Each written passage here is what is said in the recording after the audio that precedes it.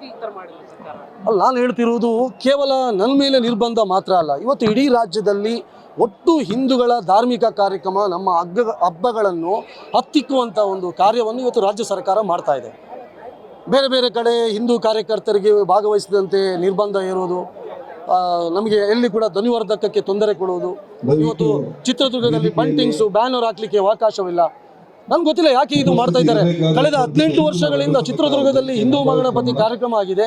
ಯಾವ ವರ್ಷವೂ ಯಾವ ತೊಂದರೆನೂ ಯಾರಿಗೂ ಆಗಿಲ್ಲ. ಆದರೂ ಇವತ್ತು ವಿನಾಕಾರಣ ಇವತ್ತು ಸರ್ಕಾರ ತೊಂದರೆ ಕೊಡ್ತಾ ಇದೆ. ಯಾಕೆ ಅಂತ ಇದು ಇನ್ನೂ ನಮಗೆ ಅರ್ಥ ಆಗ್ತಾ ಇಲ್ಲ. ನಮ್ಮ ಗಣೇಶೋತ್ಸವ ಶೋಭಾಯಾತ್ರೆ ಮುಖಾಂತರ ಇನ್ನೊಬ್ಬರಿಗೆ ತೊಂದರೆ ಆದಂತೂ, ಇನ್ನೊಬ್ಬರ ಮನಸ್ಸಿಗೆ ನೋವುಂಟು ಆದಂಥ ಘಟನೆ ಎಲ್ಲಿಯೂ ಆಗಿಲ್ಲ. ಅದು ಇನ್ನೂ ಆಗಲ್ಲ. ಆದರೂ ಇವತ್ತು ನನಗೆ ನಿರ್ಬಂಧ ಹೇರಿದ್ದಾರೆ.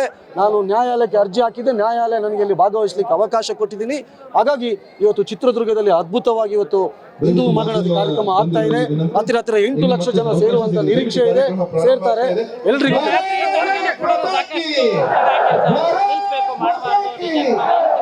ಆದರೆ ಇವತ್ತು ಸೌಂಡ್ ಕೊಟ್ಟಿದ್ದಾರೆ ಅವಕಾಶ. ಅದಕ್ಕೂ ನಾನು ಇಲ್ಲಿಯ ಪೊಲೀಸ್ ಅಧಿಕಾರಿಗಳಿಗೆ ಧನ್ಯವಾದವನ್ನು ಹೇಳ್ತೀನಿ. ಬಹಳ ದುಃಖ ಆಗ್ತದೆ. ಅಂತ ಘಟನೆ ಆಗಬಾರ್ದಿತ್ತು. ಯಾರು ಪ್ರಾಣವನ್ನು ಅಲ್ಲಿ ಈಗ ಪ್ರಾಣ ಹೋಗಿದೆ ಅವರಿಗೆ ನಾನು ಭಗವಂತ ಸದ್ಗತಿ ನೀಡ್ತೇನೆ. ಈ ಸಂದರ್ಭದಲ್ಲಿ ಅದೇ ಅವರ ಯಾರೇ ಆಗಲಿ ರಾಜ್ಯ ಸರ್ಕಾರ, ಕೇಂದ್ರ ಸರ್ಕಾರ ಇವತ್ತು ಅವರಿಗೆ ಪರಿಹಾರವನ್ನು ಕೊಟ್ಟಿದೆ. ಅವರ ಆತ್ಮಕ್ಕೆ ಸದ್ಗತಿ ಆಗಲಿ ಮತ್ತು ಇದು ತನಿಖೆನೂ ಆಗಲಿ. ಯಾಕೆ ಈ ಘಟನೆ ಆಗಿದೆ